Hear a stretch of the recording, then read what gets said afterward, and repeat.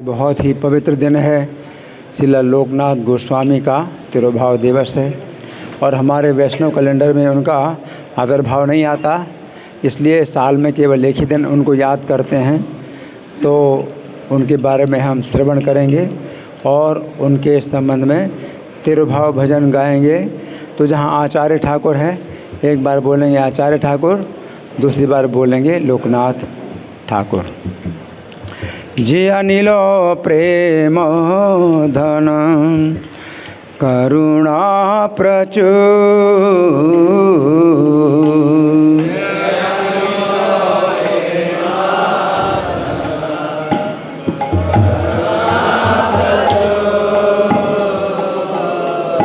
हे ना प्रभु को था गेला आचार्य ठाकुर,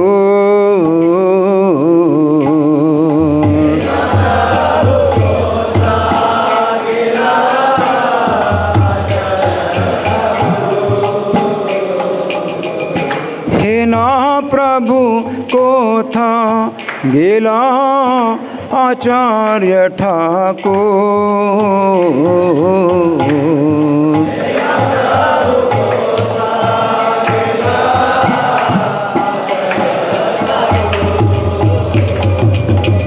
हे ना प्रभु को था गेला लोकनाथ ठाकुर,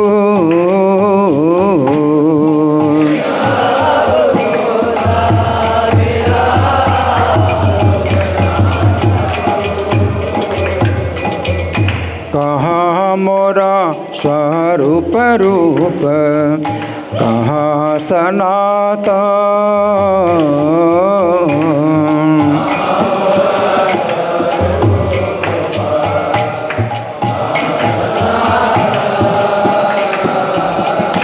कहाँ दास रघु नाथ पतित पावन,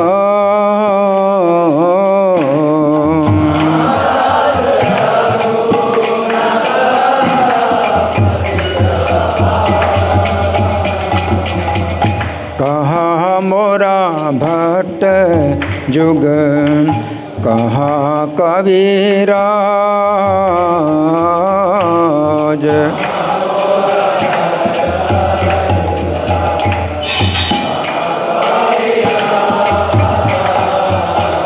एक काले को था गीला गोरा नटराज,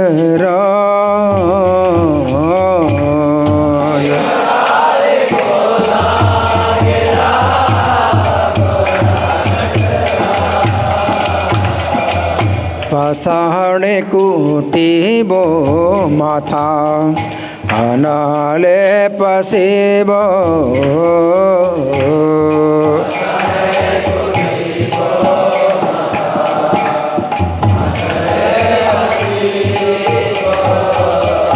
गौरांग गुणेर निधि कोथा गेले पाबो,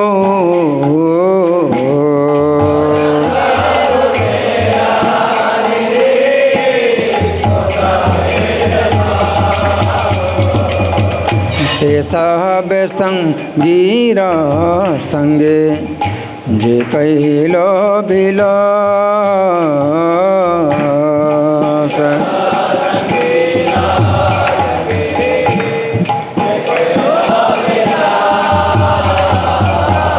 से संग न पाइयो कांदे नरोत्तम दास,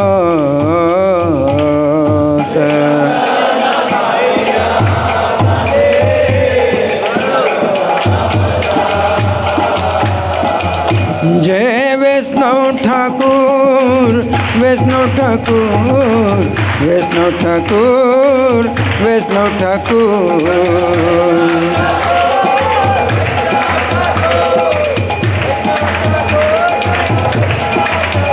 जय वैष्णव ठाकुर वैष्णव ठाकुर वैष्णव ठाकुर, जय वैष्णव ठाकुर।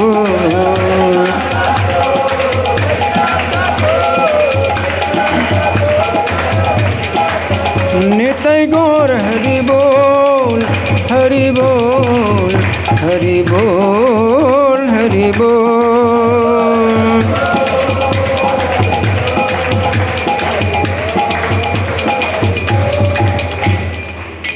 तो इस भजन का जो शब्द है वो इस प्रकार है, जी अनिलो प्रेम धन करुणा प्रचुर। जो प्रेम धन लेकर के आए, क्यों? करुणा प्रचुर, प्रचुर करुणा के कारण। हे ना प्रभु कोथा गेला आचार्य ठाकुर लोकनाथ गोस्वामी ठाकुर। तो ऐसे आचार्य ठाकुर लोकनाथ गोस्वामी ठाकुर कहाँ चले गए? कहाँ मोरा स्वरूप रूप, कहाँ मेरे स्वरूप दामोदर गोस्वामी चले गए? कहाँ सनातन और कहाँ रूप गोस्वामी और कहाँ सनातन गोस्वामी चले गए? कहाँ दास रघुनाथ पतित पावन, और पतितों को पवित्र करने वाले रघुनाथ दास कहाँ चले गए?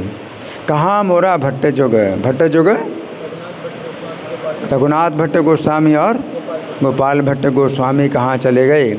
कहाँ कविराज, कविराज कृष्णदास कविराज कहाँ चले गए?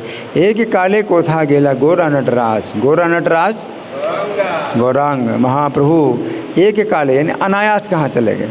अनायास। पाषाणे कुटिबो माथा, मैं अपने माथे को पत्थर में फोड़ूं, अथवा अनले पसीबो, अथवा अग्नि में प्रवेश करूं। गौरांग गुणे रणधि कोथा गिले पावो, तो गुणों के भंडार गौरांग को किस प्रकार प्राप्त करूं? से सब संगीरा संगे जे कैलो विलास, तो जितने संगी थे भगवान के, उन्होंने भगवान के साथ लीला विलास किया। से संग ना पाया कांदे नरोत्तम दास, तो उनका संग ना पा कर के नरोत्तम दास रोते हैं। श्रीला लोकनाथ गोस्वामी तेरो भाव तिथि महामहोत्सव की। तो इनके संबंध में हम सुनेंगे, आप लोग बड़े ध्यान से सुने। श्री कृष्ण लीला में है लीला मंजरी।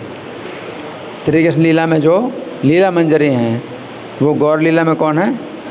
लोकनाथ गोस्वामी। लीला मंजरी है लोकनाथाख्य गोस्वामी श्री लीला मंजरी पुरा। गौर गणोद्देश दीपिका का 187वां श्लोक संख्या है। और श्री कृष्ण चैतन्य महाप्रभु के साक्षात शिष्य और पार्षद ये माने जाते हैं। इनका निवास था पहले यशोहर ज़िले के अंतर्गत तालखड़ी नामक गांव में। कौन सा गांव है? तालखड़ी गांव का नाम है, जिला यशोहर। तो सबसे पहले इनका निवास कांचना पाड़ा में था और बाद में तालखड़ी गांव में इनका निवास हुआ। इनके पिता थे पद्मनाभ चक्रवर्ती। पिता का नाम क्या था? पद्मनाभ चक्रवर्ती। और माता का नाम था श्री सीता देवी। क्या? श्री सीता देवी। भक्ति रत्नाकर में लिखा है, यशोहर देशे ते तालखेड़ा ग्राम स्थिति, माता सीता पिता पद्मनाभ चक्रवर्ती। माता सीता और पिता पद्मनाभ चक्रवर्ती। और भक्ति रत्नाकर में एक प्राचीन उक्ति लिखी गई है इनके बारे में, श्रीमद् राधा विनोदय के सेवा संपत् समन्वितम पद्मनाभात्मजम श्रीमल लोकनाथ है प्रभुम भजे।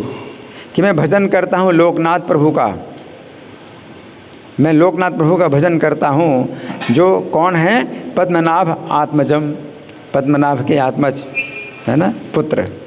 और इनकी जो है संपत्ति, एकमात्र संपत्ति क्या है? श्रीमद् राधा विनोद की सेवा। इनकी एकमात्र संपत्ति क्या है? श्रीमद् राधा विनोद एक सेवा संपत्ति, एकमात्र सेवा ही संपत्ति है उनकी। तो ऐसे लोकनाथ प्रभु का मैं भजन करता हूँ। श्रीमद् राधा विनोद की एकांतिक संपत्ति स्वरूप पद्मनाभ जी के पुत्र श्रील लोकनाथ प्रभु का मैं भजन करता हूँ। लोकनाथ गोस्वामी के छोटे भाई थे श्री प्रगल्भ भट्टाचार्य। छोटे भाई कौन थे? श्री प्रगल्भ भट्टाचार्य। तो उनका वंश हुआ, उनके वंशधर हुए। लोकनाथ गोस्वामी ने विवाह नहीं किया, तो उनका जो है उनकी जो है वंश परंपरा नहीं है कोई भी, है ना। तो ब्रज के प्रेम मंजरी, जो ब्रज की प्रेम मंजरी हैं, वो गौर लीला में है भूगर्भ गोस्वामी। तो लोकनाथ गोस्वामी और भूगर्भ गोस्वामी जो है, इनका बहुत ही साथ संगति थी, हाँ, तो लीला मंजरी और प्रेम मंजरी, ये दोनों मंजरियाँ हैं। तो भूगर्भ गोस्वामी और लोकनाथ गोस्वामी जो है ये दोनों अभिन्न हृदय थे। अभिन्न हृदय, शरीर भिन्न था और हृदय अभिन्न, एक ही हृदय, दोनों का एक ही हृदय, शरीर अलग अलग हैं। भूगर्भ ठक्कुरस्य आसीत पूर्वाख्या प्रेम मंजरी, उसी गौर गणोदेश दीपिका का 187वां श्लोक में क्या कहा गया है कि जो पहले ब्रज लीला में प्रेम मंजरी थी वही भूगर्भ ठाकुर हुए गौर लीला में। साधन दीपिका में भूगर्भ गोस्वामी को श्रील लोकनाथ गोस्वामी का चाचा बताया गया। तो जो भी हो, परंतु दोनों एक जैसे थे। चाचा भतीजे भी अगर हैं तो भी इनका हृदय जो है एक जैसा था और समानता का जो है इनका व्यवहार था। गोस्वामिनम च भूगर्भम भूगर्भोत्थम सुविस्तृतम सदा महाशयम वंदे कृष्ण प्रेम प्रदम प्रभुम। तो जो भूगर्भ गोस्वामी है तो उनको कहा जाता है कि पृथ्वी के गर्भ से ही उत्पन्न हुए हैं, और ये जो महाशय हैं इनकी मैं वंदना करता हूँ क्योंकि ये क्या करते हैं, कृष्ण प्रेम प्रदम प्रभुम, ये कृष्ण प्रेम प्रदान करने वाले प्रभु हैं। कौन? भूगर्भ गोस्वामी, है ना।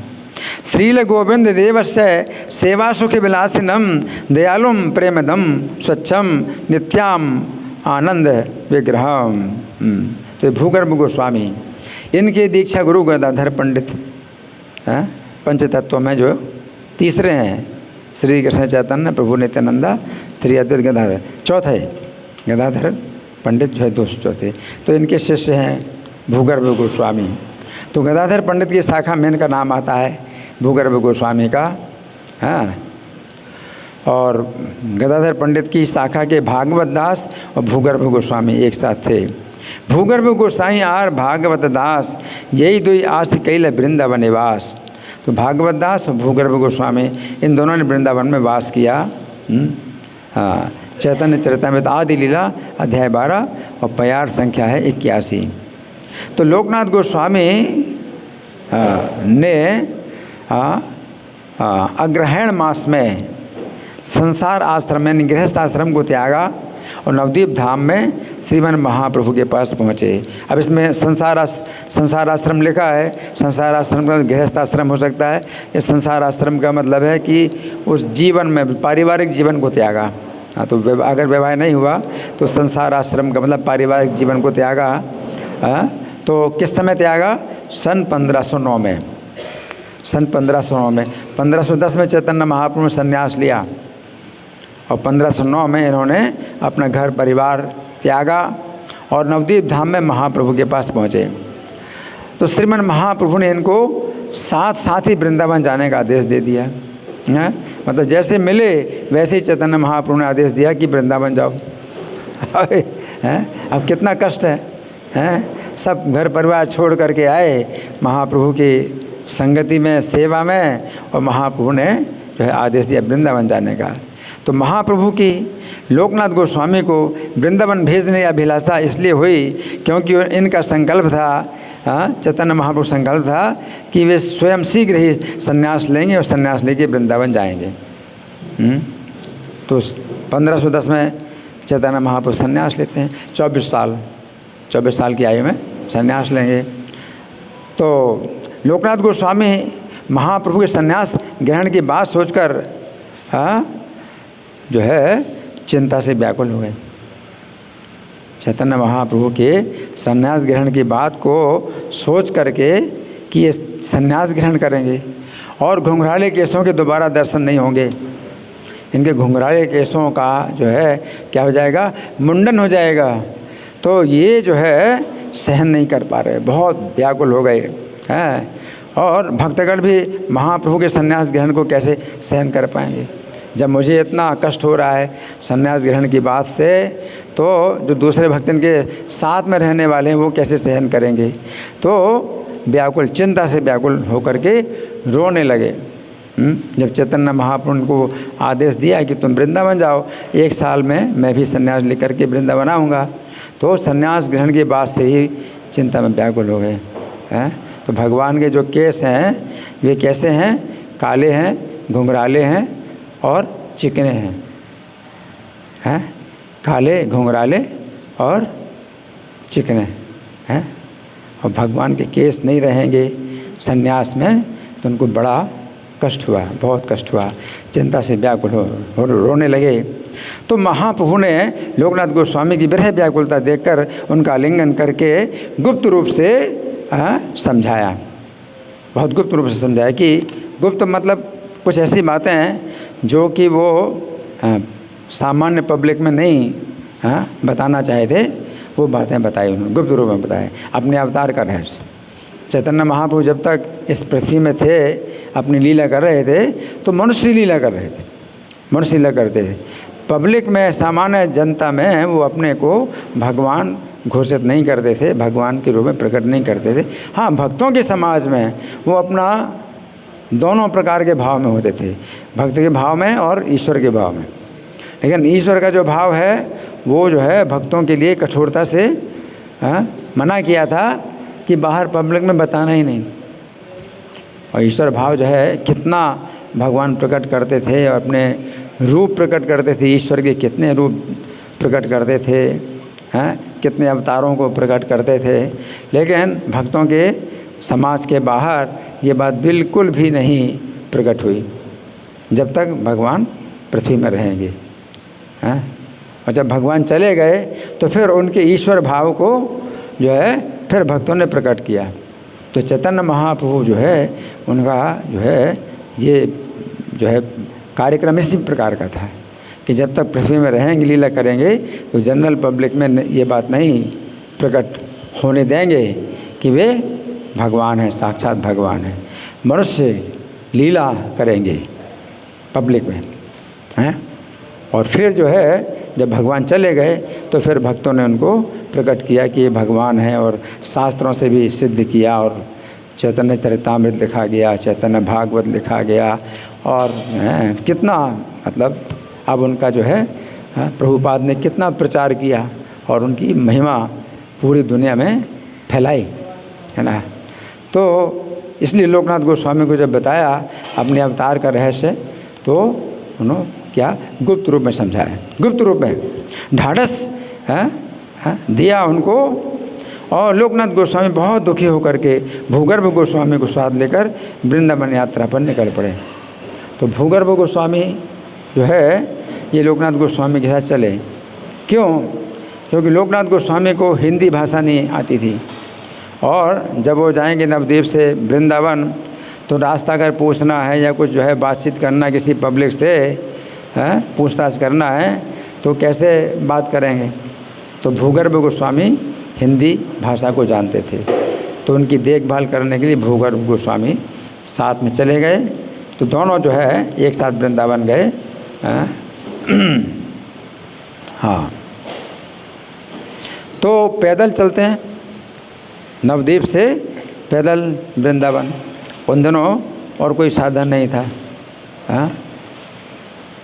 पैदल ही चलना। बस तो थी नहीं, ट्रेन नहीं थी, प्लेन नहीं था, बैलगाड़ी थी। तो बैलगाड़ी भी नहीं जा सकती क्योंकि रास्ते में ऐसे जंगल पड़ते हैं, ऐसे ऐसे रास्ते पड़ते हैं कि बैलगाड़ी भी नहीं चल सकती, है ना। तो पैदल ही चलना पड़ेगा। तो पैदल चले नवद्वीप से वृंदावन।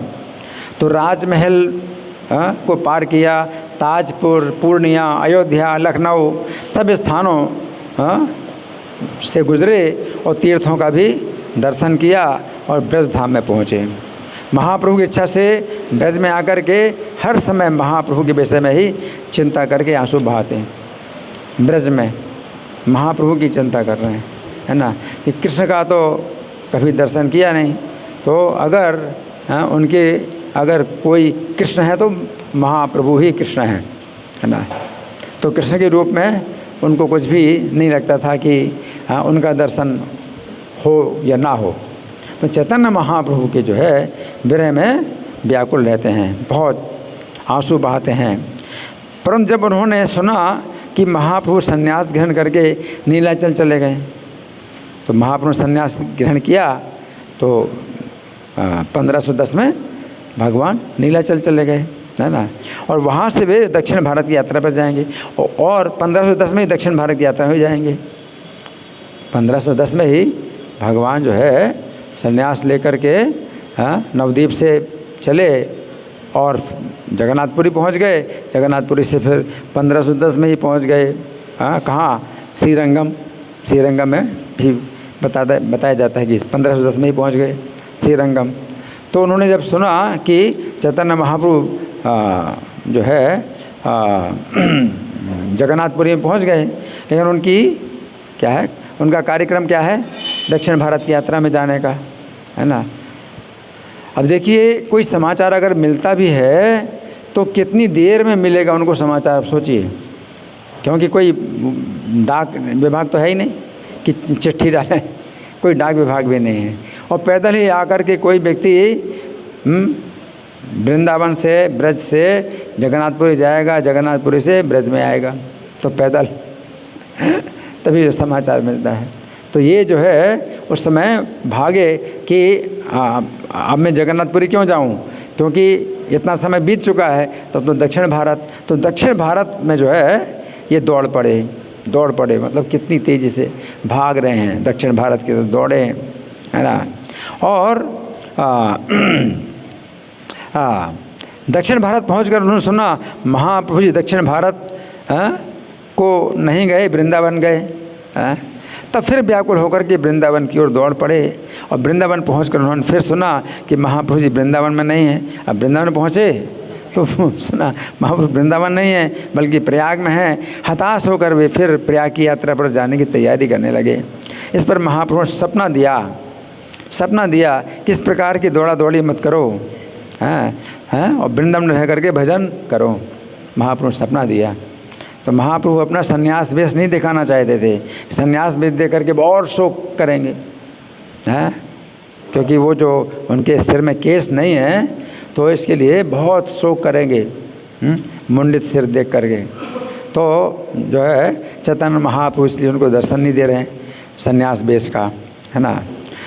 तो सपने में भगवान ने आदेश दिया कि वृंदावन में रहकर भजन करो। कुछ दिन बाद रूप गोस्वामी, गोपाल भट्ट गोस्वामी, ये जो महाप्रभु के जो साथ है मिल करके इनको जो है परम आनंद की प्राप्ति हुई।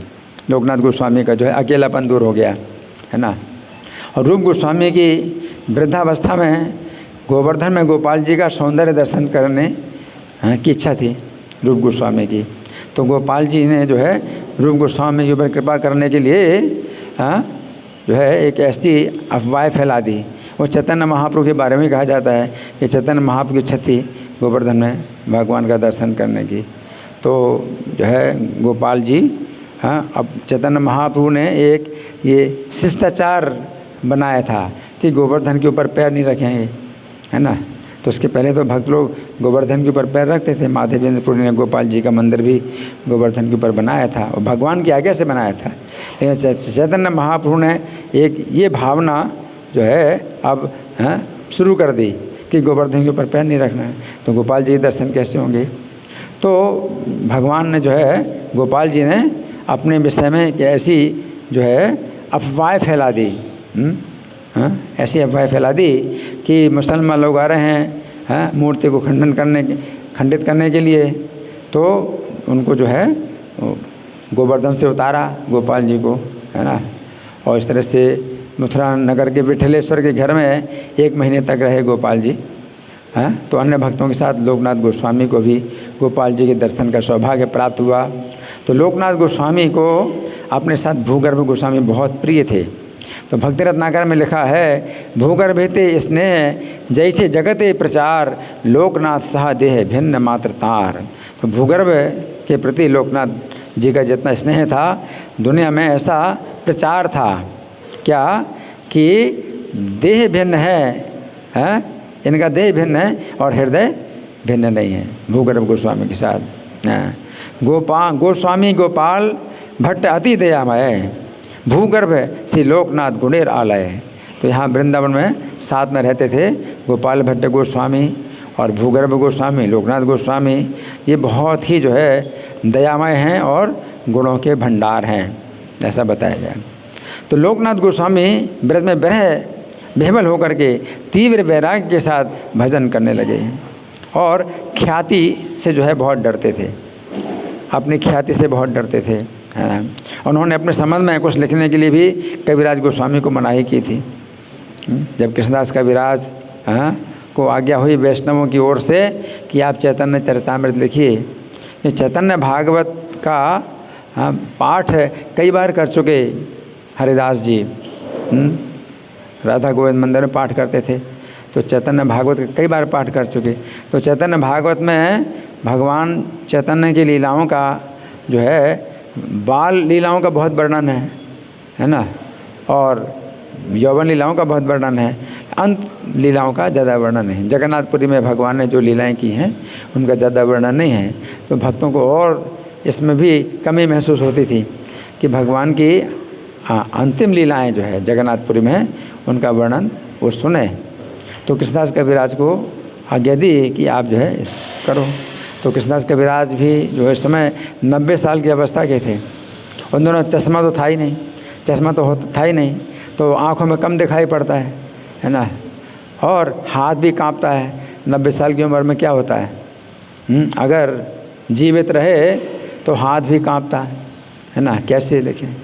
तो सब वैष्णवों से आज्ञा मांग रहे थे कि अपने आशीर्वाद दीजिए ताकि मैं चैतन्य चरितामृत लिखूँ। तो लोकनाथ गोस्वामी ने कहा कि मैं आज्ञा तब दूंगा कि आप चैतन्य चरितामृत लिखें जब इस ग्रंथ में मेरा नाम ना हो, मेरा नाम ना हो, है ना। तो इस तरह से जो है इन्होंने आज्ञा दी कि चैतन्य चरितामृत लिखो।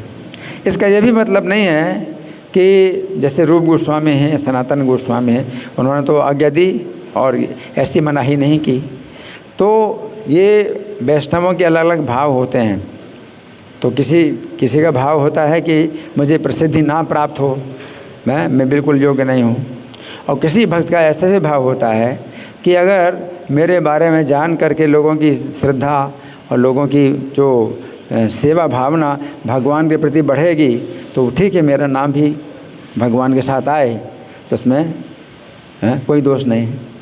इसलिए भक्त लोग जो है मतलब दोनों प्रकार से जो है मतलब भावना करते हैं, दोनों प्रकार की भावना करते हैं।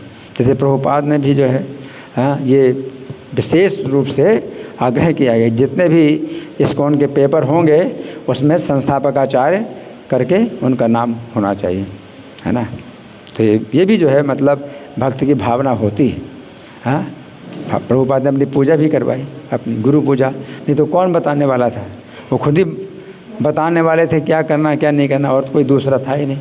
तो अपनी गुरु पूजा भी करवाई, अपना प्रणाम मंत्र भी बनाया सिखाया, है ना। तो इसलिए ऐसा भी नहीं है कि भाई कोई वैष्णव जो है अगर अपनी जो है ख्याति चाहते हैं तो इसमें कोई दोष होता है ना।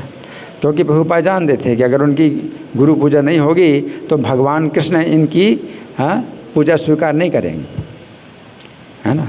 इसलिए प्रभुपाद से जब किसी ने पूछा कि आप अपनी पूजा भगवान की तरह क्यों कराते हैं, तो प्रभुपाद ने कहा कि जब शास्त्रों में लिखा है कि गुरु की पूजा भगवान के समान होनी चाहिए तो इसमें मैं क्या कर सकता हूँ, है ना। तो इसलिए ऐसा नहीं है कि मतलब कोई भक्त अपनी ख्याति नहीं चाहता है तो उसका आप गुण माने, और कोई दूसरा भक्त अगर अपनी ख्याति चाहता है तो उसका आप दोष माने। तो दोष कभी नहीं देखना चाहिए। कोई भक्त अपनी ख्याति चाहता है और कोई भक्त अपनी ख्याति नहीं चाहता, है ना। तो इनका जो है ये था कि मैं किसी लायक नहीं हूँ। तो जो उत्तम अधिकारी होते हैं अपने को किसी लायक नहीं समझते, किसी प्रकार योग्य नहीं समझते हैं और ख्याति नहीं चाहते। लेकिन उत्तम अधिकारी से जब कोई प्रचार के लिए मध्यम अधिकारी के धरातल पर आ जाए तो वो उतरना होता है, मध्यम अधिकारी के धरातल पर उतर के। तो चूँकि ऐसे रूप गोस्वामी सनातन गोस्वामी जैसे आचार्य हैं वो मध्यम अधिकारी के धरातल पर होते हैं, तो फिर उनको जो है सब कुछ देखना पड़ता है कि कौन भक्त है कौन भक्त नहीं है, भक्तों से मित्रता करना और ईर्ष्यालुओं से दूरी बनाना है। और जो अभक्त हैं लेकिन ईर्ष्यालु नहीं हैं, अज्ञानी हैं, उन पर कृपा करना। तो ये जब प्रचार के लिए इस तरह से जो उत्तम अधिकारी भक्त हैं वो मध्यम अधिकारी के धरातल पर आते हैं, है ना। तो ये जो है उत्तम अधिकारी के धरातल पर थे, इसलिए अपना जो है उन्होंने नाम अपने बारे में लिखने के लिए मना किया। तो चैतन्य चरितमृत इनका केवल नाम का उल्लेख है और कोई इनका गुणगान नहीं हुआ। सनातन गोस्वामी ने हरिभक्ति विलास के मंगलाचरण में लोकनाथ गोस्वामी का नाम लिया है, और वैष्णव तोषणी ग्रंथ के मंगलाचरण में लोकनाथ गोस्वामी का स्मरण किया गया है। वृंदावन प्रियान वंदे श्री गोविंद पदाश्रितान श्रीमत् काशीश्वरम लोक नाथम श्री कृष्णदासकम। इसमें ये वंदना की है वैष्णव तोषणी में कि जो वृंदावन के प्रेमी हैं, जो वृंदावन में रहना ही पसंद करते हैं, जो वृंदावन प्रिय हैं, ऐसे जो भक्त हैं श्री गोविंद के चरणों के आश्रित हैं, ऐसे काशीश्वर श्रीमद् काशीश्वर हैं, लोकनाथ हैं और श्री कृष्णदास हैं, ये तीनों की मैं वंदना करता हूँ। तो ये सब वृंदावन के ही वासी हैं, वृंदावन में रहना ही उनको प्रिय लगता है। तो लोकनाथ गोस्वामी हमेशा ब्रजमंडल का भ्रमण करते हुए श्री कृष्ण की लीला स्थलियों का दर्शन करके परमानंद प्राप्त करते थे।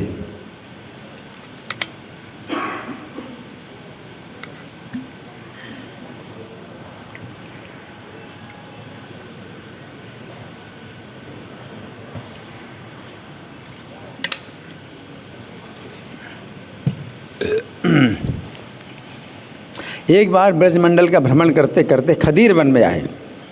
12 वनों में एक है खदीर वन भी है। खदीर वन का मतलब क्या है? जो आप लोग जानते हैं ना, पान में डाला जाता है कत्था, उसको खैर भी बोलते हैं, खैर या कत्था। तो उसका शुद्ध नाम है खदीर। ये पहले से तो खदीर, तो जहाँ पर खदीर के ही पेड़ है उसको खदीर वन बोलते हैं। जहाँ पर पेड़ ऐसे हैं जो जिनसे कत्था निकलता है, खैर निकलता है, वो खदीर वन कहलाता है। तो खदीर वन में जब आए ब्रजमंडल का भ्रमण करते करते, तो छत्रवन, हाँ ये 12 तो महावन है, फिर छत्रवन ये जो है क्या है, उपवन है। तो 12 उपवन भी हैं ब्रजमंडल में, 12 महावन हैं और 12 महावनों के अंतर्गत 12 उपवन भी हैं, 12 प्रतिवन भी हैं। तो ये जो छत्रवन है ये उपवन है। तो उसके साथ में जो है उमराव गांव, वहाँ पर किशोरी कुंड की शोभा, बहुत सुंदर किशोरी कुंड बना हुआ है, तो उसका दर्शन करके पुलकित हो गए। और उस निर्जन स्थान में भजन करते करते मन में प्रबल इच्छा हुई। इच्छा कैसी हुई? बड़ी प्रबल इच्छा हुई। प्रबल इच्छा हुई क्या? कि श्री कृष्ण के विग्रह की सेवा करूं। इच्छा हुई श्री कृष्ण के विग्रह की सेवा करूं।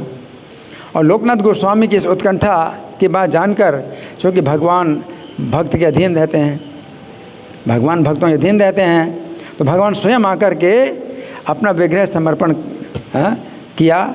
राधा विनोद नाम भी बताया कि इनका राधा विनोद नाम है। लो, भगवान स्वयं जो है आ गए किसी रूप में, और राधा विनोद का जो है जो अर्चा विग्रह है वो इनको प्रदान किया, नाम बता दिया और अदृश्य हो गए।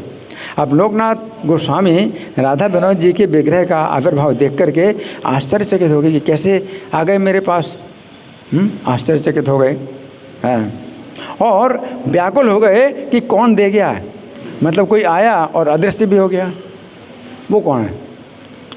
कौन हो सकता है? इनकी प्रबल इच्छा हुई और कोई व्यक्ति आया, इनके हाथ में विग्रह दे दिया और अदृश्य हो गया, है ना। तो चिंता से व्याकुल हो गए कि कौन आया मुझे ये विग्रह देने के लिए। तो राधा विनोद जी जो है अपनी मूर्ति से ही जो है क्या मधुर नज़र डाल करके हंसते हुए बोले। राधा विनोद जी जो है मधुर हंसी के साथ में इनसे बोले। क्या बोले? मैं इसी उमराव गांव के किशोरी कुंड के किनारे रहता हूँ। तुम्हारी व्याकुलता देख करके मैं स्वयं तुम्हारे पास आया हूँ। मुझे और कौन लाएगा? भगवान बोल, मुझे और कौन लाएगा, मैं खुद ही तुम्हारे पास आया हूँ। हाँ, और मुझे भूख लगी, शीघ्र भोजन कराओ, शीघ्र भोजन कराओ, मैं भूखा हूँ, बहुत भूखा हूँ, है ना। कितने दिनों से मुझे भोग नहीं लगा। तो भगवान कहते हैं, है ना, शीघ्र भोग जो है मुझे भोग लगाओ। तो ये सुन करके इनकी दोनों आँखों से आंसू बहने लगे, प्रेम के आंसू। भगवान जो है भूखे हैं और मुझसे कह रहे हैं कि भोजन दो, है ना। इतना सौभाग्य है मेरा कि भगवान भूखे हैं और मुझसे कह रहे हैं कि मैं जल्दी क्या करूं, भोग लगाओ, जल्दी भोग लगाओ, बहुत भूखा हूँ, बहुत भूखा हूँ। भगवान कहते हैं तो दोनों नेत्रों से आंसू बहने लगे। इन्होंने स्वयं भोजन बनाया, राधा विनोद को जो है परितृप्त किया भोजन से, और बाद में पुष्पों की सैया बना करके सुलाया, फूलों की सैया है। तो वहाँ पर जंगल ही जंगल है, तो फूलों के अलावा क्या मिलेगा, सैया, फूलों की सैया में सुलाया उनको, और नए पत्तों द्वारा हवा की पत्तों से जो है पंखा बनाया। कहाँ वहाँ पर पंखा भी कहाँ मिलेगा, है ना। तो पत्तों के द्वारा वो सींगे जो है उनमें खोस खोस करके पत्ते का पंखा बनाया, और फिर पक्का हवा की उनको इस प्रकार से मन लगा करके चरणों की सेवा की। और लोकनाथ गोस्वामी ने तब मन और प्राण प्रभु के चरणों में समर्पण कर दिए। उस समय चैतन्य महाप्रभु के वियोग में थे ना, अब वो मतलब प्रेम उनका इस दिशा में आ गया, है ना, राधा विनोद के प्रति, है ना। तो राधा विनोद को अब कहाँ रखें, अब कहाँ रखें, इनकी अपनी कुटिया तो कोई है ही नहीं, घूमते रहते हैं हमेशा। तो राधा विनोद को कहाँ रखें? तो फिर क्या किया इन्होंने कि एक झूला बनाया जो कि अपने गले में लटकाएंगे और झूले में उनको बिठाएंगे, है ना। तो वही जो है उनका मंदिर है, वही झूला है, उसी में जो है अपना उनको लटका करके चलें। ऐसा झूला जो कि गले में माला की तरह वो पहन लेंगे, और उसमें झूले में उनको वो बैठे बैठे अपना झूले का भी आनंद लेंगे, और अपने मंदिर में स्थापित भी हो गए। तो मंदिर स्थापित कर दिया उनको, उसी झूले में स्थापना कर दी। तो इस तरह से राधा विनोद जी का वही सुंदर मंदिर भी हो गया, वही झूला हो गया, वही चलता फिरता मंदिर है, वही उसी में जो है उनको रखते थे, है ना। तो कंठमाला की भांति सदा वक्ष में रखते थे, वो गले में टांग लिया तो यहाँ तक जो है वो झूला था, जिसमें बिठाए तो यहाँ कंठ में, यहाँ वक्षस्थल में राधा विनोद विश्राम कर रहे हैं। तो जैसे भक्तों के हृदय में भगवान रहते हैं, तो हृदय के स्थान में हैं लेकिन हृदय के बाहर, राधा विनोद जो हृदय के बाहर हैं। तो हृदय के अंदर तो है ही है भगवान, है, भक्त के हृदय में विश्राम करते ही हैं भगवान, हृदय के बाहर भी हैं, है ना। इस तरह से कंठ में जो है उन्होंने झूला जो है वो अपने कंठ में पहन लेते थे। और ब्रजवासी लोग जो है बहुत आकर्षित थे इनके जो है व्यवहार से, इनकी भक्ति से ब्रजवासी लोग बहुत आकर्षित थे। तो कुटिया बनाकर देना चाहते थे, परंतु उन्होंने ग्रहण नहीं किया, बहुत विरक्त थे। ब्रजवासी लोग कहते हैं आपकी कुटिया बना दें, आप उसमें रहो, तो ग्रहण नहीं किया, परम विरक्त थे लोकनाथ गोस्वामी। तो जितना मतलब भगवान की सेवा के उपयोग हो उसको छोड़ करके वो कोई चीज़ ग्रहण नहीं करते थे कि अपने लिए कोई भी चीज़ ग्रहण करें। किशोरी कुंड में कुछ दिन रहने के बाद लोकनाथ गोस्वामी वृंदावन आ गए, और सनातन गोस्वामी रूप गोस्वामी की बिछोह की ज्वाला से रोने लगे, है ना। रूप गोस्वामी सनातन गोस्वामी परम धाम चले गए, नित्य लीला में प्रविष्ट हो गए, हैं, तो रोने लगे। तो उस समय जो नरोत्तम दास ठाकुर हैं वो आए इनके पास, नरोत्तम दास ठाकुर आए इनके पास, जो कि राजशाही जिले के गोपालपुर परगना के राजा कृष्णानंद दत्त के पुत्र थे। नरोत्तम दास ठाकुर कृष्णानंद दत्त के पुत्र थे और इनसे मिले। तो महाप्रभु की इच्छा से नित्यानंद प्रभु ने जो प्रेम विलाप किया था, नीलाचल से जब जाते हुए प्रेम का विलाप किया था, वो प्रेम चैतन्य महाप्रभु की आज्ञा से नित्यानंद प्रभु ने पद्मावती नदी को प्रदान कर दिया था। नित्यानंद प्रभु ने अपना जो प्रेम के आंसू हैं वो जो है पद्मावती नदी को दे दिए थे। हैं, वो प्रेम है, प्रेम के आंसू जो है वो प्रेम है, पद्मावती नदी को दे दिए थे भगवान चैतन्य की आज्ञा से, है ना। और पद्मावती के तट पर संरक्षित कर दिए। पद्मावती को कहा कि ये आंसू यहीं पर रहेंगे, कहीं नहीं जाएंगे। अब नदी को अगर भगवान कह दें कि इन आंसुओं को नहीं बहाना, तो आंसू नहीं बहेंगे, वहीं पर रहेंगे। और दे देना किसको? नरोत्तम को देना। तो नरोत्तम नाम के बहुत लोग होते हैं। तो पद्मावती ने पूछा कि कौन से नरोत्तम को? नरोत्तम नाम तो बहुत होते हैं, कुछ नाम ऐसे होते हैं जो सामान्य नहीं होते, बहुत बिरले लोगों के होते हैं। नरोत्तम दास तो बड़ा सामान्य नाम है, बहुत होंगे।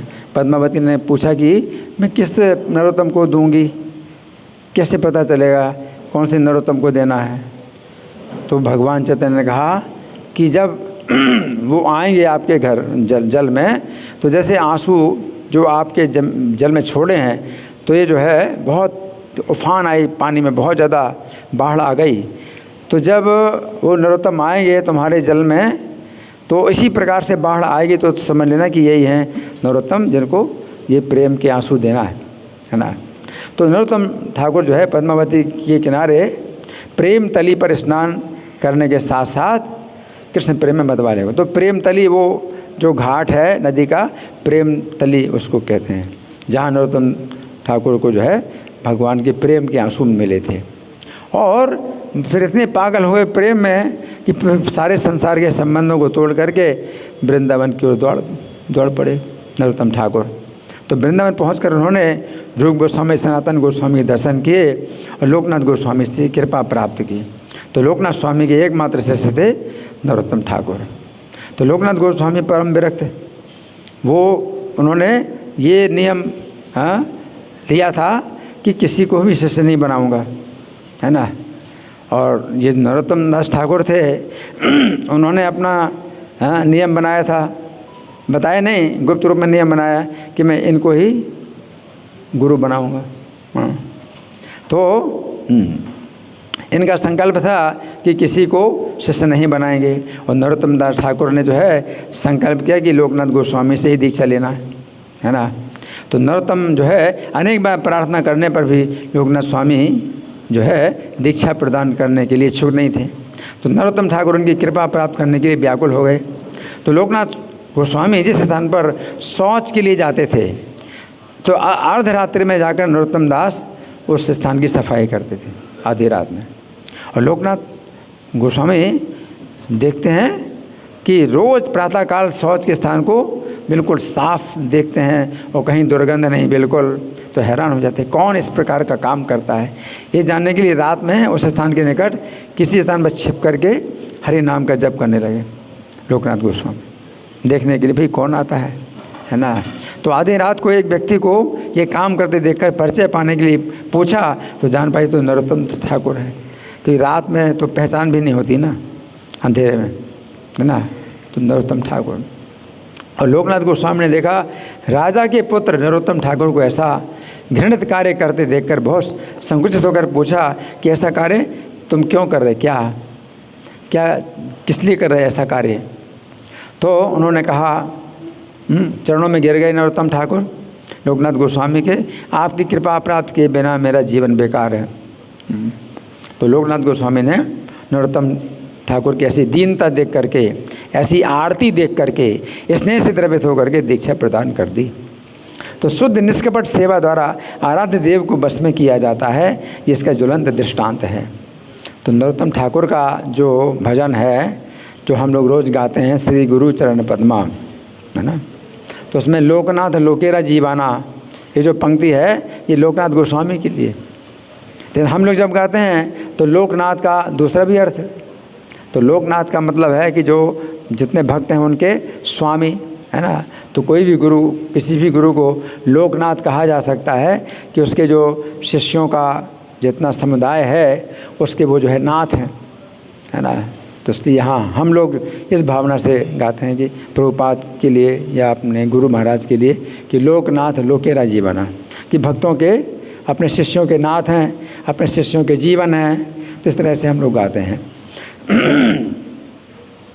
तो श्रावण मास की पूर्णिमा को नरोत्तम ठाकुर ने लोकनाथ गोस्वामी से वृंदावन में दीक्षा ग्रहण की। नरोत्तम ठाकुर वृंदावन में गुरुदेव की निष्कपट दीनता सहित सेवा करते हुए रहने लगे। लोकनाथ गोस्वामी ने जगतवासियों को शिक्षा देने के लिए उत्तर बंगाल के अधिवासियों के मंगल के लिए एक अद्भुत लीला की, है ना। तो लोकनाथ गोस्वामी ने क्या किया कि नरोत्तम ठाकुर को जो है उन्होंने आदेश दिया, अद्भुत लीला की। तो विरक्त लोकनाथ गोस्वामी ने सामाजिक रीतियों नीतियों के अनुकूल दान देना, व्यवहार करना नरोत्तम ठाकुर की रुचि उत्साह देख करके घर वापस भेज दिया कि ये सब कार्य करो। तो लोकनाथ गोस्वामी का ये कहना था कि जो परोपकार का कार्य है, समाज सेवा है, लोगों को जो है मतलब कुछ है दया करना लोगों के ऊपर, हाँ, तो ये जो है जो शुद्ध भजन, जो निर्जन भजन, हाँ, जो भजन आनंदी हैं वो कार्य नहीं करते। और लोकनाथ गोस्वामी भजन आनंदी थे। तो नरोत्तम ठाकुर के अंदर इस तरह की भावना थी कि लोगों पर दया करना, लोगों से बात करना, प्रचार करना।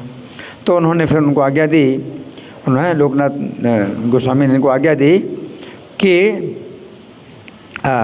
हरि के अंतरंग सेवा करते समय ये जो कार्य हैं इनमें उत्साह और रुचि नहीं ली जाती है। तो भगवान के अंतरंग सेवा में, तो लोकनाथ गोस्वामी भगवान के अंतरंग सेवा में थे। तो नरोत्तम ठाकुर की वो रुचि थी, उत्साह था कि भाई लोगों को भी जो है क्या प्रचार किया जाए, है ना। तो उन्होंने कहा कि ठीक है, जगत के कल्याण के लिए तुम जो है जाओ उत्तरी बंगाल में जाकर शुद्ध प्रेम भक्ति की वाणी का प्रचार करो और सबका उद्धार करो। तो लोकनाथ गोस्वामी ने एक लीला की कि तुम इस भजन के योग्य नहीं हो। तो अब लोकनाथ गोस्वामी की भावना ये भी थी कि मैं किसी लायक नहीं हूँ कि मैं गुरु बनूँ। अब नरोत्तम ठाकुर ने इनको गुरु बना लिया तो पूर्ण समर्पित हो गए। तो अब नरोत्तम ठाकुर अब यही सोचते मैं इनकी ही सेवा में हमेशा रहूँ। तो उन्होंने फिर इस तरह का बहाना बनाया कि तुम मेरी सेवा के लायक नहीं हो, तुम जाओ, तुम प्रचार करो। तो दोनों पक्ष हैं। एक पक्ष ये भी है कि जो भगवान के अनन्य शरण में है तो वो अंतरंग सेवा करते हैं भगवान की, तो भगवान की लीला में प्रवेश कर जाते हैं और मानसिक सेवा करते हैं, तो बहुत उनकी जो है ऊंची स्थिति है। लेकिन साथ साथ दूसरा भी पक्ष है कि भगवान की ये सेवा छोड़ करके जगत के जो अज्ञानी जीव हैं उन पर कृपा करना है, प्रचार करना है। तो लोकनाथ गोस्वामी ने उनको ये कहा तुम योग्य नहीं हो, ये इस बहाना दे करके मेरी आगे से तुम जाओ प्रचार करो। तो इस तरह से उन्होंने जो है नरोत्तम ठाकुर को आज्ञा दी, है ना। तो लोकनाथ गोस्वामी ने श्रावण कृष्णाष्टमी को तिरोधान की लीला की। 1588 में इन्होंने जो है अपना शरीर छोड़ा। तो आज के दिन उन्होंने शरीर छोड़ा। तो लोकनाथ गोस्वामी द्वारा सेवित राधा विनोद का विग्रह आजकल गोकुलानंद मंदिर में सेवित होता है। तो लोकनाथ गोस्वामी की समाधि भी वहाँ पर है राधा गोकुलानंद मंदिर में, और उनके जो विग्रह हैं राधा विनोद वो वहाँ पर हैं, उनकी सेवा होती है। लेकिन राधा विनोद जी जो है जयपुर में है। लोकनाथ गोस्वामी की जो राधा विनोद हैं वो तो जयपुर में है।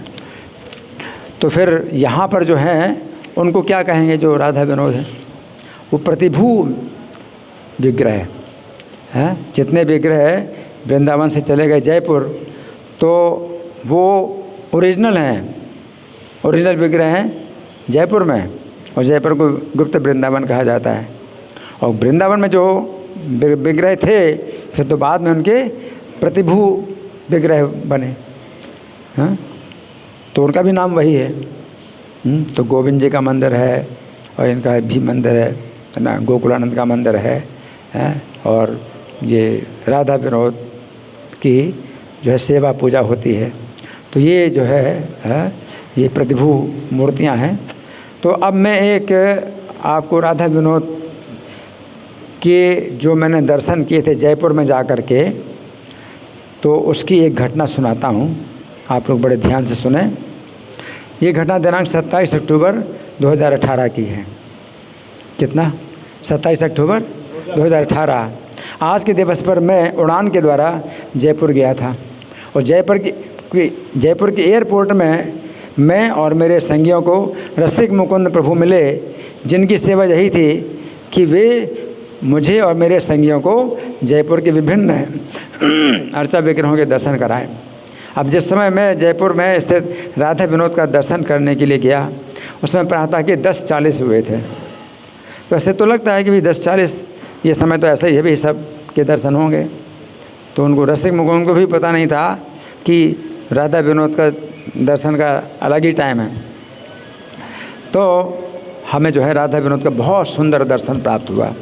वो स्वयं जो प्रकट हुए राधा विनोद जी स्वयं प्रकट हुए।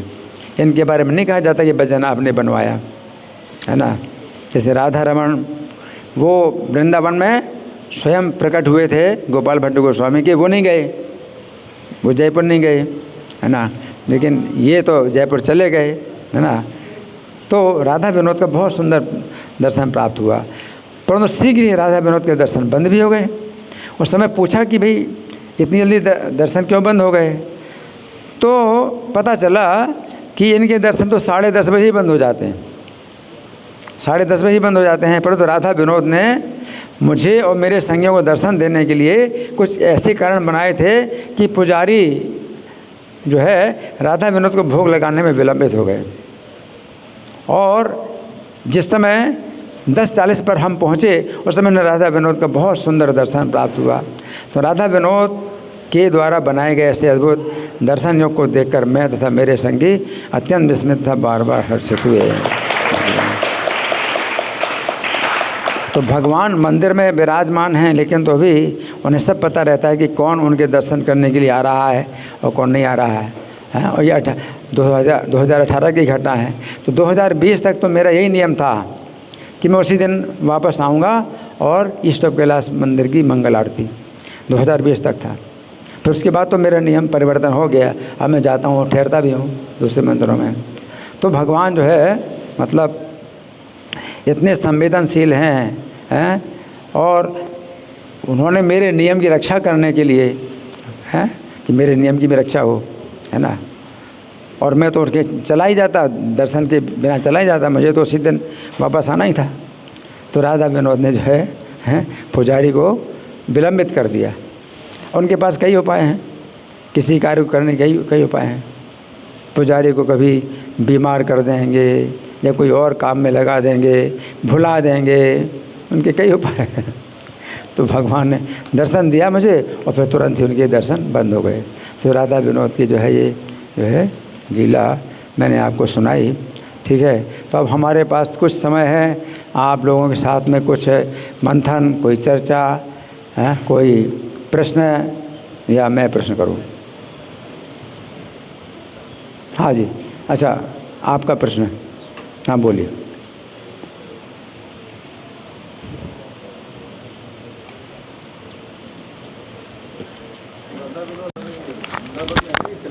वृंदावन में राधा विनोद हैं, राधा गोकुलानंद मंदिर में तो वो हैं, लेकिन वो प्रतिभू विग्रह हैं। जैसे रूप गोस्वामी गोविंद जी गोविंद मंदिर में हैं, लेकिन वो तो चले गए जयपुर। ओरिजिनल गोविंद जी जयपुर में हैं, ओरिजिनल राधा विनोद जयपुर में है और प्रतिभू मूर्तियाँ हैं वृंदावन में। हाँ जी, हरे कृष्ण प्रभु जी। एक प्रश्न हमारा कि गुरु की सेवा या शास्त्रों का अध्ययन किस प्रकार? सबको सुनाई पड़ रहा है? नहीं, जोर से बोलो। गुरु की सेवा या शास्त्रों का अध्ययन किस प्रकार से हो कि हम ज़्यादा से ज़्यादा आध्यात्मिक उन्नति कर सकें? गुरु की सेवा और शास्त्रों का अध्ययन किस प्रकार किया जाए कि ज़्यादा से ज़्यादा आध्यात्मिक उन्नति हो सके? ज़्यादा से ज़्यादा आध्यात्मिक उन्नति हो, ज़्यादा से ज़्यादा आध्यात्मिक उन्नति हो। तो आध्यात्मिक उन्नति के लिए आपको क्या है कि नियमों का पालन करना चाहिए। नियमों का पालन करना, आदेश का पालन करना, है ना। तो प्रभुपाद का आदेश है और प्रभुपाद के आदेश को जो है जो वर्तमान आचार्य हैं, गुरु हैं, वो भी दोहराते हैं, है ना। तो उनमें एक आदेश जो है बड़ा जो है शक्तिशाली आदेश है, वो है कि आप श्रवण करो, है ना। तो अगर आप श्रवण करते हैं तो दोनों समय क्लास में बैठना, ये भी प्रभुपाद ने कभी ऐसी बात बताई थी। अफ्रीका में प्रभुपाद जो है नवयोगेंद्र स्वामी को भेजना चाहते थे कि वहाँ मंदिर चलाओ अफ्रीका में। तो नवयोगेंद्र स्वामी बोले कि मैं कैसे वहाँ मंदिर चलाऊँगा, मेरा तो कुछ भी वहाँ के लोगों के साथ में कोई संबंध है ही नहीं। तो प्रभुपाद ने ये कहा था कि सवेरे शाम केवल क्लास में सबको बैठाओ और मंदिर अच्छी तरह चलेगा।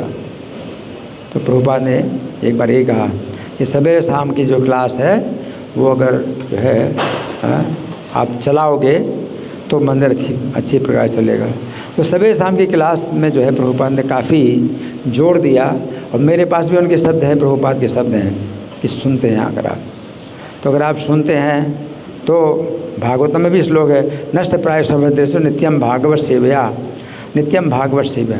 तो भागवत की सेवा अगर आप नित्यम करते हैं, है ना, तो भागवत सेवा नित्यम करते हैं तो इसका मतलब है कि श्रीमद् भागवत सुनना, शाम को गीता की क्लास भी जो है तो ये भी नित्यम भागवत सेवा के अंदर आता है ना। तो इससे क्या होता है कि भक्ति नैष्ठिकी होती है, नैष्ठिकी भक्ति आती है तो रजोगुण तमोगुण के भाव फिर जो है आपके चित्त को वेधन नहीं कर पाएंगे। आएंगे रजोगुण तमोगुण के भाव, लेकिन चित्त को वेधन नहीं कर पाएंगे। विध तो चित्त एते अनाविधम, तो चित्त अनाविध होगा। रजोगुण तमोगुण के भाव आएंगे, काम, लोभ, ईर्ष्या, है ना, तो ये सब आएंगे, परंतु आपके चित्त को विध नहीं कर पाएंगे। और चित्त सत्वगुण में स्थित हो जाएगा तो प्रसन्न हो जाएगा, चित्त आपका प्रसन्न हो जाएगा। तो अगर आप श्रवण करते हैं तो इससे आपको जो है सब लाभ होते हैं। और ये भी बताया जाता है कि जो कथा सुनते हैं, कोई ब्राह्मण है तो विद्वान बन जाएगा, कोई ब्राह्मण है तो विद्वान बन जाएगा, क्षत्रिय है तो उसको राज्य प्राप्त हो जाएगा, जो वैश्य है उसको धन की प्राप्ति होगी, जो शूद्र है उसको सम्मान की प्राप्ति होगी, है ना। तो जो कुछ भी अभीष्ट है वो सब जो है प्राप्त होता है भगवान की कथा सुनने से। तो ये जो है एक नियम बड़ा शक्तिशाली है। तो आप अगर चाहते हैं भी शास्त्रों का अध्ययन अच्छी प्रकार से किया जाए तो कितने शास्त्र हैं, कहाँ तक अध्ययन करेंगे। तो शास्त्रों में जो है जो सब शास्त्रों का राजा श्रीमद् भागवत है, उसको ग्रंथराज बोलते हैं, श्रीमद् भागवतम, है ना। और इसी प्रकार से भगवत गीता भी ग्रंथों का राजा है, ग्रंथराज श्रीमद् भगवत गीता। तो दो नियम जो है प्रभुपाद ने बनाए हैं कि श्रीमद् भागवत सुनो सवेरे और गीता सुनो शाम को। तो इन दो ग्रंथों का अध्ययन करते हो तो उसमें सब शास्त्रों का अध्ययन हो जाता है। श्रीमद् भागवत में बताया गया है कि श्रीमद् भागवते महामुनि कृते किम वा परेरीश्वरः। श्रीमद् भागवत जो है महामुनि वेद व्यास के द्वारा रचित है, तो किम वा परे, अन्य शास्त्रों की क्या आवश्यकता है ना। तो श्रीमद् भागवत सुनने से सब शास्त्रों का जो है अध्ययन हो जाता है। उसी प्रकार से भगवत गीता की बताया गया है, सर्वशास्त्रमयी गीता सर्वदेवमयो हरि है। जैसे सब देवता भगवान हरि में हैं, तो भगवान हरि की अगर पूजा करते हो तो सब देवताओं की पूजा अपने आप हो जाती है, अलग से देवताओं की पूजा करने की जरूरत नहीं है। उसी प्रकार से गीता का अध्ययन करते हैं तो सब शास्त्रों का अध्ययन अपने आप हो जाता है। तो दोनों गीता के लिए और श्रीमद् भागवत के लिए, दोनों के लिए ये बताया गया है, सब शास्त्र इनमें है। तो अगर आप इनका अध्ययन करते हैं, है ना, और अध्ययन करने का मतलब एक तो यह है कि व्यक्तिगत अध्ययन करें, दूसरा है कि आप रोज़ क्लास में बैठें।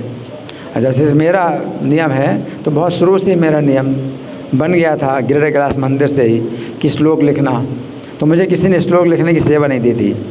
रोचन दास जो है आते थे, गेस्ट हाउस के मैनेजर थे, और वो श्लोक लिखते थे। एक दिन मैंने देखा कि वो आ ही नहीं रहे और कोई लिखने वाला भी नहीं है, तो चौक वहाँ पर डस्टर था, वो बोर्ड भी था, तो मैंने लिख दिया। मुझे किसी ने बोला नहीं, मैंने लिख दिया। जब मैंने लिख दिया तो फिर मेरा ही नियम बन गया कि मैं ही लिखूँगा। अब उन्होंने किसी की चिंता नहीं, किसी, तो बहुत सालों तक मेरा ये चलता रहा। उसके बाद फिर जब तक ये नहीं बना ये सिस्टम जो कि इसमें आता है, हाँ टीवी का, तब तक मैं ही लिखता रहा बोर्ड में, है ना। तो एक तो ये भी भागवत सेवा है ना। दूसरी भागवत सेवा में रिकॉर्ड करता हूँ, रिकॉर्ड लिख रहा हूँ, किसने किस तारीख को लेक्चर दिया। 96 से मैं सब रिकॉर्ड लिख रहा हूँ कि किसने कितनी तारीख को प्रवचन दिया। अगर मैं जाता हूँ तो मैं अपना भी लिखता हूँ कि मैं कहाँ गया था, मैंने कौन से टॉपिक में कहाँ प्रवचन दिया, लेकिन यहाँ का भी पता लगाना पड़ता है ना। तो वो सब जो है बहुत परिश्रम से मैं ये काम अभी भी कर रहा हूँ, है ना।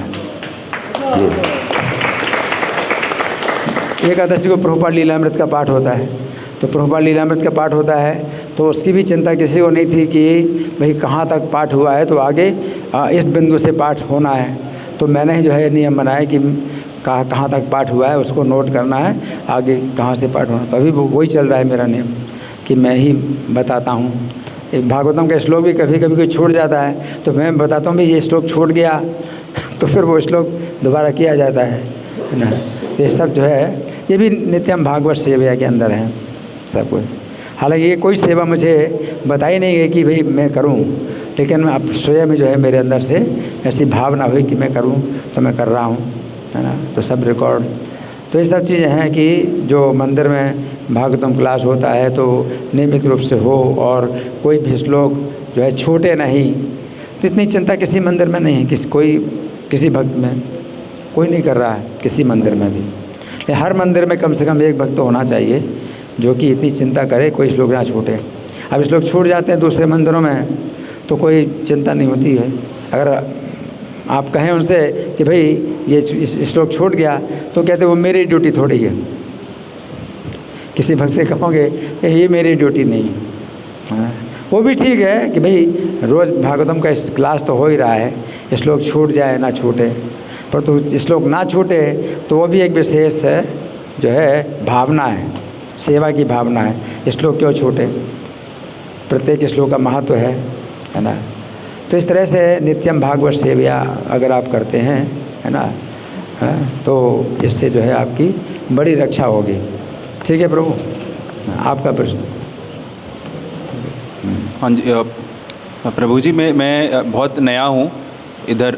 मैं पहले तो आता था इस्कॉन काफ़ी टाइम से, लेकिन अभी मैं फिर से आना शुरू करा है और मैं बड़े दुख के बाद इधर आया। मतलब अचानक से बहुत दुख हुआ और मैं, क्योंकि अगर दुख नहीं हो तो हम ये सब चीज़ों को एक्सेप्ट नहीं करते। हम सोचते हैं कौन ये लोग नाच रहे हैं और एक मूर्ति के आगे नाच रहे हैं, लेकिन जब दुख में ये समझ आता है कि सिर्फ कृष्ण ही बचा सकते हैं। अभी कई बार समझ आ चुका है कि जो माया का प्रकोप बहुत ज़्यादा हो जाता है जब, तो और कोई चीज़ काम नहीं करती। मैंने बड़े तरीके के ध्यान किए हैं, बहुत ही स्पिरिचुअल पाथ पे गया हूँ। इधर संक्षेप में बताइए, संक्षेप में, बहुत लंबी संक्षेप में ये है कि अभी मैं नया हूँ तो मुझे मैं 2 बच्चे भी हैं, घर में परिवार है, और कभी कभी कन्फ्यूजन होता है कि शुरू कैसे करूं और शुरू करना है ना।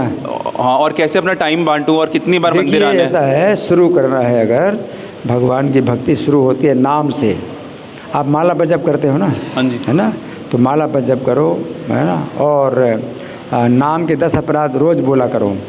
नाम के 10 अपराध हम लोग रोज़ बोलते हैं, माइक पर मैं ही बोलता हूँ नाम के 10 अपराध। नाम के 10 अपराध बोलो तो अपराध अगर रहित होगा नाम तो फिर उसकी शक्ति आएगी, नाम की शक्ति, और आगे आप बढ़ पाएंगे। ठीक है, धन्यवाद। सिलर आपका प्रश्न। हाँ, माइक दे दो जी। जैसे हम बोलते हैं, एक चैतन्य चरितामृत में प्यार आता है कि कली काले नाम रूपे कृष्ण अवतार। हाँ। तो अन्य युगों में मतलब किस दृष्टिकोण से देख सकते हैं कि नाम और नामी में तो भेद तो किसी भी युग में नहीं है, तो स्पेसिफिकली कलयुग के लिए क्यों बोलते हैं? कलयुग में बताया गया है कली काले नाम रूप कृष्ण अवतार। नाम रूप में कृष्ण का अवतार हुआ। नाम के रूप का मतलब नाम की शब्द ध्वनि के रूप में।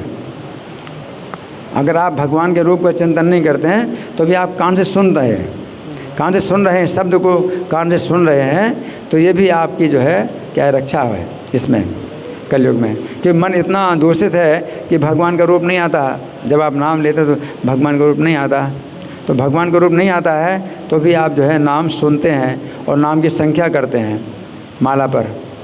हाँ, तो नाम के शब्द को सुनते हुए और आप माला जप कर रहे हैं तो संख्या पर आप विचार करते हैं और नाम के शब्द ध्वनि वाइब्रेशन साउंड वाइब्रेशन। तो ये कृष्ण अवतार है। कलयुग में ये है, लेकिन सतयुग में ध्यान की भी थी। कृते ध्याय तो विष्णु, तो भगवान विष्णु का ध्यान करना हृदय में। सतयुग की है बात। उतनी योग्यता किसी की नहीं है कि वो ऐसा कर पाएगा। त्रेतायाम यजतोमक है। त्रेतायुग में यज्ञों के द्वारा भगवान का पूजन किया जाता था, है ना। तो जो है बड़े बड़े यज्ञ का आयोजन होता था, और राजा लोग करते थे, या बहुत जो धनी लोग थे वही यज्ञ करते थे। तो सामान्य प्रजा को जो है उससे लाभ मिलता था। जो राजा लोग हैं और जो बड़े धनी लोग करते थे, सामान्य प्रजा को लाभ मिलता था। और द्वापर ही परिचर्या, द्वापर में भगवान की अर्चा विग्रह की पूजा करना। तो ये द्वापर में है भगवान का अवतार, अर्चा विग्रह के रूप में, अर्चा अवतार, ठीक है ना। और कलो तद हरि कीर्तन, कलयुग में हरि कीर्तन। तो हरि कीर्तन भगवान की लीलाओं को सुनना, भगवान की। लेकिन शुरुआत होती है नाम से, कि नाम का आप जो है जाप करो, और संख्या पूर्वक आप जो है उसका कुछ है निश्चित करो, संख्या कितनी करें, ठीक है। धन्यवाद। श्रील लोकनाथ गोस्वामी तेरो भाव तिथि महामहोत्सव की जय। श्रील प्रभुपाद की जय। हरे कृष्ण।